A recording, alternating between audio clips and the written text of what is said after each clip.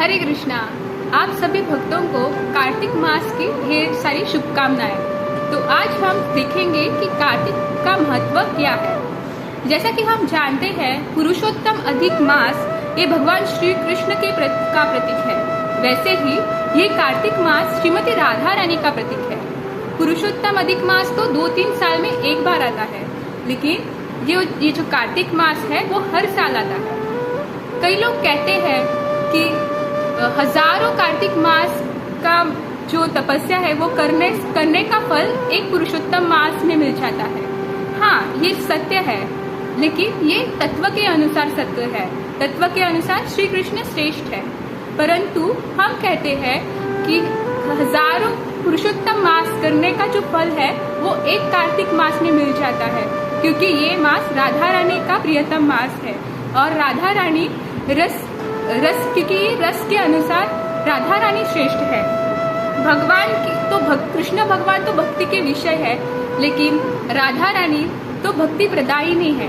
तो इसलिए हम कह सकते हैं कि ये कार्तिक मास का जो फल मिलता है वो हजारों करोड़ों पुरुषोत्तम मास के बराबर है। तो ये मास तो हमें साल में एक बार आता है, और पुरुषोत्तम मास तो 2-3 साल में एक बार। हम देखेंगे कि इस मास को कार्तिक मास क्यों कहते हैं, क्योंकि राधा रानी का नाम है कार्तिका। जो कीर्तिदा माता की पुत्री है वो कृतिका, और कृतिका देवी का जो प्रियतम मास है वो कार्तिक मास। इसलिए राधा रानी का जो नाम है कृतिका देवी, उससे ये कार्तिक मास का नाम आता है। तो इस मास को दामोदर मास भी कहते हैं। क्यों? क्योंकि इसी मास में दामोदर लीला हुई थी, जब मैया यशोदा नन्हे कृष्ण के उदर को रस्सी से बांध लेते हैं, क्योंकि दाम मतलब रस्सी और उदर मतलब पेट। जब मैया यशोदा नन्हे से कृष्ण भगवान को रस्सी से बांध लेती है, ये जो लीला हुई थी तब भगवान सिर्फ 3 बरस के थे, और ये जो लीला दीपावली के दिन हुई थी। तो इस वजह से, इस लीला की वजह से इस मास को दामोदर मास भी कहा जाता है।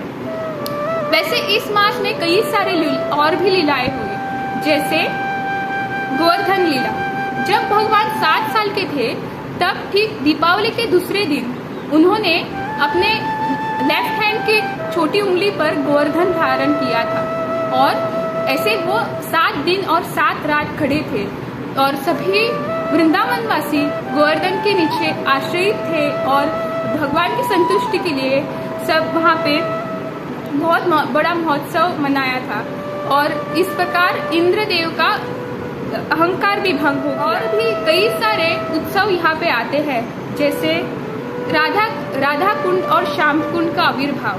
आप जानते ही है कि श्री वृंदावन धाम में राधा कुंड और श्याम कुंड है। जब एक बार क्या हुआ कि कृष्णा ने अरिष्टासुर नामक बैल का वध किया, और अरिष्टासुर के वध के बाद वे राधा रानी के पास आए, और राधा रानी और ललिता विशाखा सखी उनको देख के बोले कि कृष्णा, तुम तो बड़े पापी हो, क्योंकि तुमने बैल की हत्या की है। तो जब तक तुम सारे पवित्र नदियों में स्नान नहीं करते, तब तक आप तो पवित्र नहीं हो जाओगे, और आप बहुत पाप से भरे हुए हो। तो पहले जाके सारे नदियों में स्नान करके आओ और पाप से मुक्त हो जाओ। तो जब वे ऐसा कहते हैं, तो कृष्णा अपने सारे नदियों को वही बुला लेते हैं।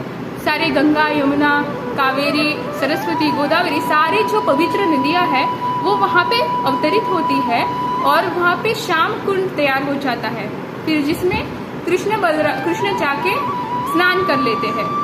और ये देख के राधा रानी और लल्ला विशाखा और बाकी की सखियां अभी अपना कंगन लेके खोदने लगते हैं, ताकि वो भी अपना कुंड बनाए, और वो जाके मानसी गंगा से पानी लाना शुरू कर देती है। लेकिन उनकी बहुत मेहनत करने पर भी उनका कुंड नहीं बन जाता। तो इसलिए कृष्णा फिर से सारी नदियों को बुलाते हैं, और वे सारी नदियां फिर से अवतरित होके राधा कुंड का निर्माण कर देती है। तो ऐसे यहाँ पे राधा कुंड और श्याम कुंड का आविर्भाव भी इसी महीने में। तो इसी कार्तिक मास की पूर्णिमा में जो है शरद पूर्णिमा उस दिन श्री कृष्ण भगवान ने रास रचाई थी, उसको शरतकालीन रास भी कहते हैं। और जब कृष्ण वहाँ से चले गए तब सारी गोपियाँ अपने विरक्ति का अनुभव करके उन्होंने गोपी गीत का गायन किया था। तो इसी वजह से हम जो गौड़ीय वैष्णव हैं वो पूरे इस कार्तिक मास में गोपी गीत का गायन प्रतिदिन करते हैं। तो इसके अलावा इस मास में कई सारे आचार्यों का आविर्भाव और तिरोभाव दिवस भी आते हैं, जैसे कि श्रील नरोत्तम दास ठाकुर जी और हमारे प्रिय संस्थापक आचार्य हिज डिवाइन ग्रेस श्री भक्ति वेदांत स्वामी श्रील प्रभुपाद जी का भी तिरोभाव इसी महीने में हुआ था। उन्होंने वृंदावन धाम में कार्तिक मास के गौर पक्ष चतुर्थी पे वे नित्य धाम की ओर प्रस्थान किए। उसी प्रकार श्रील गौर किशोरदास बाबा जी महाराज का भी तिरोभाव इसी मास में देखा जाता है। गौर किशोरदास बाबा जी महाराज ये श्रील भक्ति सिद्धांत सरस्वती ठाकुर महाराज के गुरु महाराज थे। ऐसे कार्तिक मास में कई सारे उत्सव आते हैं और कार्तिक मास के जो अंत के 5 दिवस है उसको भीष्म पंचक भी कहते हैं। तो भीष्म पंचक क्यों कहते हैं? क्योंकि वह उस 5 दिन भीष्म देव ने निरंतर भजन किया, निरंतर भगवान की स्मृति में अपना जीवन बिताया, ताकि जब उनका तिरोभाव हो तब भगवान की स्मरण उनको आ सके और भगवान का दर्शन उनको मिल सके। इस वजह से उन्होंने अंतिम जो 5 दिवस थे तब बहुत कड़ी तपस्या की और कड़ी भजन में अपना समय बिताया। इसलिए हम भी वैष्णव गौड़ीय वैष्णव अपने परंपरा के अनुसार उस 5 दिन में कई कड़ी तपस्या और अपना पूरा समय भजन में बिताते हैं। हम देखेंगे कि कार्तिक मास में हम क्या क्या कर सकते हैं। तो पहले की अपनी शक्ति अनुसार, अपनी क्षमता के अनुसार, अपने समय के अनुसार हम जितना भी अपना नाम जप बढ़ा सकते हैं हमें अपना नाम जप बढ़ाना चाहिए और स्तोत्र का पठन करना चाहिए।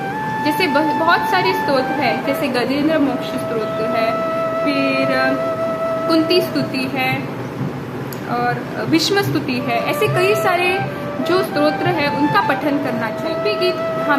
गोपी गीत का भी पठन करना चाहिए और जितना जो भी आचार्यों के जो भजन है उनका गायन करना चाहिए। भक्तों के साथ मिलके हमें जितना ज़्यादा से ज़्यादा भजन कीर्तन में अपना समय व्यतीत करना। सबसे महत्वपूर्ण है कि इस पूरे मास में हमें दीपदान करना चाहिए। दीपदान करना चाहिए मतलब भगवान कृष्ण जो दामोदर के रूप में है, जब यशोदा मैया उनको खल से बांध देती है, ऐसे प्रतिमा को हमने घी का दिया हमेशा समर्पण करना चाहिए। तो हमें दीपदान क्यों? स्कंद पुराण में आता है जो भी इस मास में दीपदान करते हैं उनका मेरु पर्वत जितना बड़ा पाप है वो पाप भी नष्ट हो जाता है। इसलिए हमें प्रतिदिन 2 बार या कम से कम 1 बार भगवान को दीप अर्पण करना। ऐसा कहा जाता है कि कार्तिक मास में जो दीप अर्पण करने का जो फल है वो हजारों करोड़ों राजसूय यज्ञ, अश्वमेध यज्ञ करने से भी ज्यादा है। हमें इस मास में तुलसी सेवा करनी चाहिए, तुलसी को जल प्रदान करना चाहिए, परिक्रमा करनी चाहिए, तुलसी का आरती करनी चाहिए। वैसे भी हम ये दिन प्रतिदिन करनी चाहिए, लेकिन खास तौर इस मास में तो बिल्कुल करना ही चाहिए। फिर हम श्रील प्रभुपाद के पुस्तकों का अध्ययन भी करना चाहिए।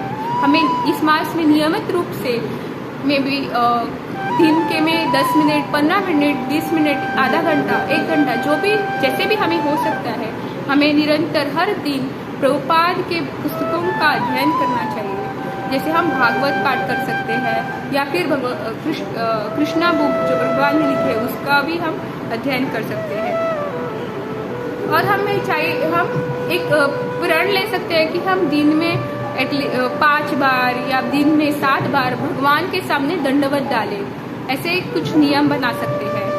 थोड़े भक्त वृंद नियम बनाते हैं कि वे दिन में 2 बार ही भोजन लेंगे या फिर दिन में 1 बार ही भोजन लेंगे। तो ऐसा भी हम कुछ प्रण अपने ताकत आवश्यकता के अनुसार और अपनी शक्ति और समय के अनुसार भी हम इसे प्रण ले सकते हैं। और हम इस मास में हम कहीं तीर्थ यात्रा पर भी जा सकते हैं, जैसे वृंदावन, मायापुर, जगन्नाथपुरी, जो भी तीर्थ क्षेत्र है वहाँ पे हम सारे भक्त मिलके ऐसे तीर्थ क्षेत्रों पे तो इस प्रकार से ये जो कार्तिक का मास है, जो राधा रानी का सबसे प्रिय मास है, वो बहुत बहुत लाभदायक है। इससे हमारी भक्ति में बढ़ोतरी होती है। जैसे कि हमारे पूरे साल भर अगर हम कुछ भक्ति या फिर कुछ सेवा नहीं कर सके कुछ, तो फिर एटलीस्ट हम चतुर्मास का पालन करना चाहिए। अगर चतुर्मास भी हमसे पालन नहीं होता है तो कम से कम इस कार्तिक मास का पालन करना चाहिए। और ऐसा करने से हमारी भक्ति में बहुत ज़्यादा उन्नति से हमारे पूरे साल में जो भी हम भक्ति करते हैं वो अगर हम किसी हवाई जहाज को अगर के समान मानते हैं तो ये जो कार्तिक मास में हम जो भक्ति करते हैं वो किसी रॉकेट के समान होता है और इससे हमारी भक्ति में बहुत ज़्यादा प्रगति होती है। तो इसी के साथ आप सबको इस कार्तिक मास की ढेर सारी शुभकामनाएं देती हूँ और हरे कृष्णा।